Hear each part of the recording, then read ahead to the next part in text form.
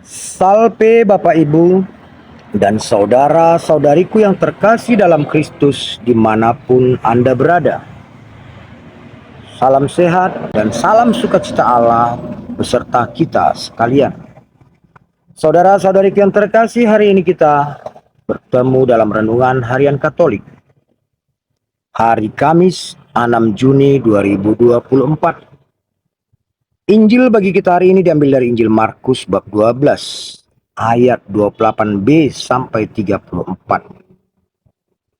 Saudaraku yang terkasih dalam Kristus, bila kita membaca kitab suci, kita akan selalu bertemu dengan gelar ahli Taurat. Dan dalam narasi-narasi itu selalu kita akan melihat bagaimana kelompok ahli Taurat ini adalah kelompok yang selalu berseberangan dengan Yesus. Namun dalam Injil hari ini, kita juga akan dipertemukan dengan tokoh dari bagian ahli Taurat.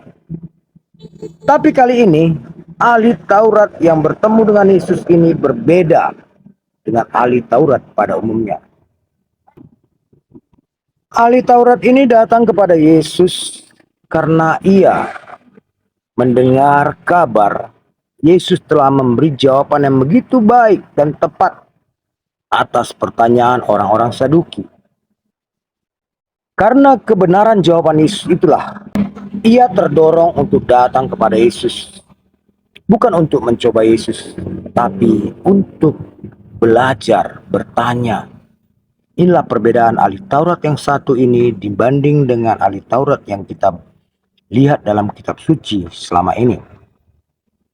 Ahli Taurat ini bertanya kepada Yesus tentang hukum yang utama. Dan Yesus pun menjelaskan, hukum yang utama adalah kasihilah Tuhan Allahmu dengan segenap hatimu, dengan segenap akal budimu, dan dengan segenap pikiranmu. Dan yang kedua adalah kasihilah sesamamu manusia. Kedua hukum ini adalah hukum yang utama. Tiada hukum yang lebih tinggi daripada hukum ini. Mendengar jawaban Yesus tentang hukum yang utama ini, ahli Taurat itu sangat kagum. Sehingga ia mengatakan, benar jawabanmu guru, benar jawabanmu Tuhan. Bahwa Allah kita adalah Allah yang esa. Dan hukum yang utama adalah mengasihi Allah. Bahkan kurban bakaran pun tidak lebih tinggi daripadanya. Iman ahli Taurat ini membangkitkan kasih Yesus kepadanya. Hingga Yesus menjanjikan bahwa dia tidak jauh dari kerajaan Allah. Tidak jauh dari surga. Nah Bapak Ibu dan saudaraku yang terkasih dalam Kristus. Kalau selama ini kita sering dipertanyakan, dipertentangkan dengan iman saudara-saudari kita, bahwa keselamatan itu bukan karena perbuatan, tapi hanya karena iman saja. Bapak, Ibu, dan saudara-saudari yang terkasih, jelas kita lihat dalam Injil hari ini, Yesus sendiri yang mengatakan, hukum yang utama adalah kasihilah Tuhan Allah. Kasihilah adalah suatu perintah perbuatan, perintah pekerjaan, tindakan. Dan yang kedua adalah kasihilah sesamamu manusia. Artinya Yesus juga memerintahkan suatu perbuatan sebagai bentuk iman kita kepada Allah, kepada Yesus Kristus. Sebab seperti Yakobus mengatakan, iman tanpa perbuatan adalah mati. Dan itu adalah suatu kebenaran.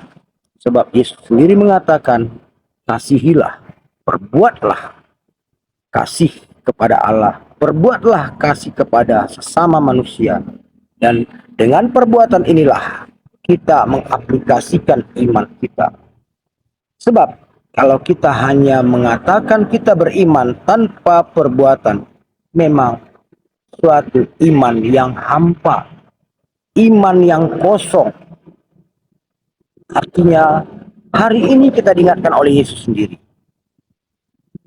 Agar kita selamat, kita harus mengutamakan hukum yang utama, yakni mengasihi.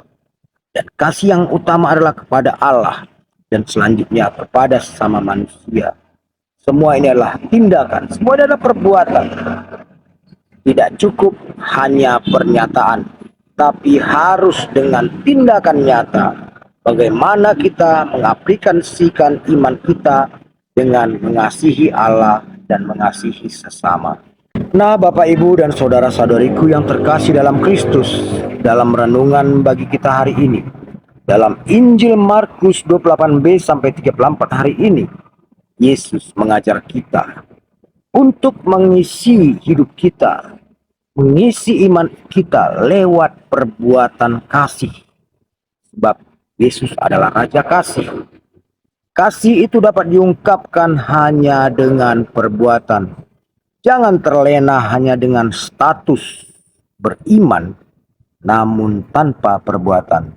Sebab Yesus sendiri menginginkan kita untuk hidup penuh kasih sebagai aplikasi iman kita kepada Allah melalui Yesus Kristus Tuhan kita. Amin. Tuhan memberkati.